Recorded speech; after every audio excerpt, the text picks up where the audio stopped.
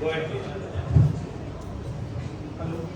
Good morning, all of you guys. My name is Kunal Tomar, and today I am going to speak on the topic BYJU'S leading edtech to nowhere.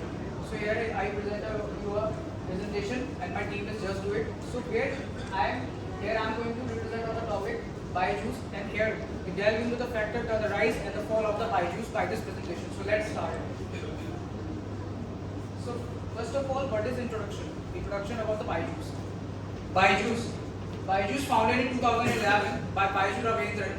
He is a very grown man and he is in India's leading edtech platforms valued at 22 billion, approximate 1.8 trillion Indian rupees. Okay. So at its peaks it goes to 150 million subscribers and 5.5 million user paid subscribers. Its rapid growth and innovative research makes a prime case study for analysis. Just put your mic little bit closer. Okay. So next slide is what is BYJU'S. So as we all know, it was founded in 2011 by Baiju Ravindran. It was basically an offline coaching idea, but it get transitioned into an online coaching platform as soon as it gets its rapid growth. Okay. So second is became the India's most valuable startup, having a peak value of 22 billion at its peak. It offers K-12 learning, test preparations and upskilling courses, known for its aggressive marketing and acquisitions. So K-12 learning is basically a kindergarten to upscale secondary education, all that you can get in the BYJU'S, and then the test preparation for CAT, NEET and every government exams and upscaling courses like your coding, scalings, PPT, PowerPoint presentations and Microsoft Copilot, all kind of 30 expertise which you can do in the BYJU'S. Courses are available for you. Then the next slide is the rise of BYJU'S. When they launched their app, BYJU'S Learning app in 2015, they partnered with Disney for their early learning content, by which the kids get more innovative because of the Disney, and the Disney is already known for kids. So they provide the early innovative content for kids with the help of Disney by sponsoring Disney items. Second, they acquire multiple companies like the known as the acquisitions of Whitehead Junior for the coding programs, for Scalar, and you can say Akash Institute. Recently they organized in 2021. After that, they became a global edtech giant with millions of users. Like as I told you, they have 150 million of users and 5.5 million paid subscribers. They raised billions of fundings with Chan Zuckerberg's initiative Sequoia Tiger Capital, and they initiate fundings for this big capital. Then they have aggressive marketing campaigns, like they use the brand endorsements with the various celebrities, like they use the various sponsor the IPL, and they use two multi-starers like Shah Rukh Khan and Virat Kohli to sponsor their product. That is known as the aggressive marketing tactics, which also became a decline and a main cause of their decline also. Second is the business model.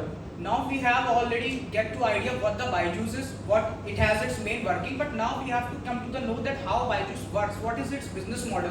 So basically it's a revenue sharing business model in which it provides a subscription based learning programs in which the candidates or the person who's buying is giving you sales of tablets, SD cards with a preloaded content. Like it offers K-12 learning, upscaling courses, and it's for everyone. So now, what are the target audience of the BYJU'S? It's providing for what, who people buy these courses. So these are the every people who can buy, from K-12 students to competitive exams, and even professionals also are enrolled in BYJU'S for their upscaling their courses. Second is the pricing.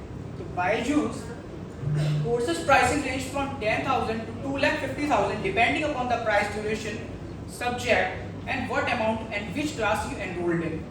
So basically discount and EMI options are also available because BYJU'S has partnered with all of the banks so that they can provide you easily EMI low cost options available over there. But there is also certain catch because the tentative and the amount of interest should be applied on that thing is not very much far forwarded. It's just like whitewashing their images. So that also makes a raise of concern in declining the BYJU'S company.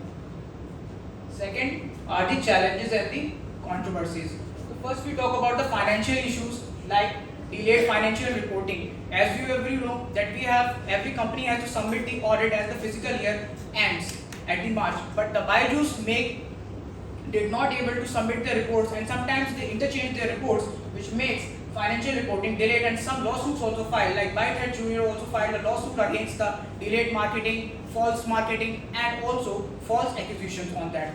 After that, the massive losses despite high revenue. As you can see the chart, In the fiscal year 2020 and 2021, the income also is very good, like 2,700 crores they are earning, but the loss is huge, like 5,588. That is the massive losses despite high revenues. How this is happening? This is simple because if you are trying to achieve good by improvising good, but that does not mean you can achieve that. They are spending more on the acquisition, aggressive marketing tactics, acquisition, spending on more on celebrities, endorsements, brand endorsement, but they not focus on the target audiences, the teachers, the staff members. That is not good. Their customer support is not good. The refund policy is not clear. So because of that, they face such backlash from the students and from the parents also. Second, you can see customer complaints like I told you, aggressive sale tactics. They are doing aggressive sale tactics. They are forcing parents to force their children to come to the Byju's. They're saying that if your children comes to the Byju's, it's the best we can get. And from here, it's guaranteed that he can select it. Although it's not, but it's an aggressive sale tactics, okay?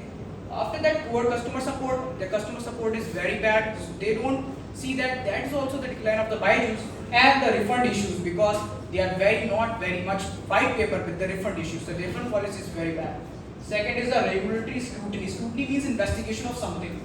The second is investigation into accounting practice. When their auditing is not going very good, they are making changes in the auditing. So because of that, there is an investigation that held according to the accounting practices, and because of that, Whitehead Junior filed a lawsuit against the Byju's. And because of that, they face a backlash with many people of the Indian economy, and people don't want to subscribe, renew their subscriptions. Second is the legal head with Whitehead Junior founders, which I told you again. Then can Byju's recover? There is also a question that it's not dying, it's just becoming slow, so that it can recover. It can gradually recover. It can follow tactics. It can gradually recover. Like potential solutions, it can improve governance and transparency. If they work with transparency with all its faculty members, all the students, all the parents, so that potentially they can gain the trust of the people also.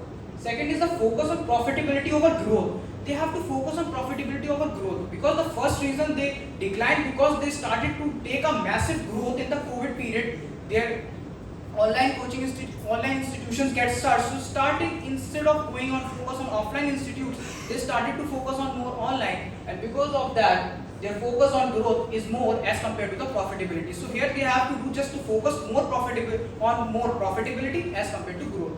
Third is they have to rebuild their customer trust by improving their refund policies, by giving customer feedback and making their course accessible to everyone at every point of a time. Second, obviously, if there are potential solutions, there are also challenges. So there are high depth and operational costs because in today's world the operation cost is increasing day by day, and every year it is increasing. And although Byju's is also in very high debt, so there is a very not that much chance that they can recover from that. So that is also a concern. Intense competition in the edtech company. Now every single company is becoming online, and there are a lot of free content available. So why people choose Byju's? So that is also becoming a sense of problem for Byju's, like the physics wala and academy also growing.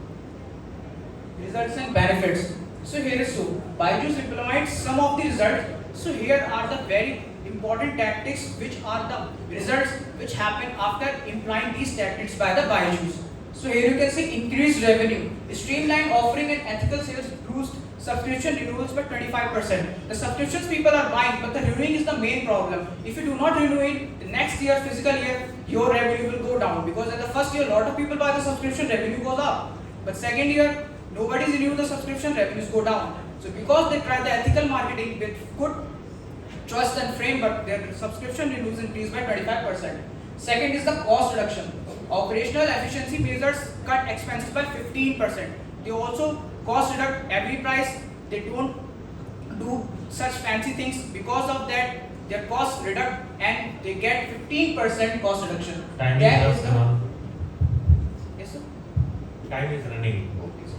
Then second is the customer satisfaction, refund resolution, improving the NPC. NPS, which is non-promoter sector, which is the customer satisfaction level, which is up to points, so they get 20 points on that. Then the investor confidence, because they restore the timely limits audits again, so they get a fresh funding of 100 million, but they keep it quiet, not know where they got it. Brand reputation, positive campaigns increase the app downloads by 30%, employee morale, ethical practices reduce attrition by 10%. Attrition means the working cut off of the workers at a gradual period of a time. So that also reduced and the 10%. And the market share expanded to 1.5 million subscribers right now. Second is the solution is the approach. Strengthen governance with transparent reporting and independent audits. Prioritize profitability over rapid growth. Enhance customer support and resolve refund issues.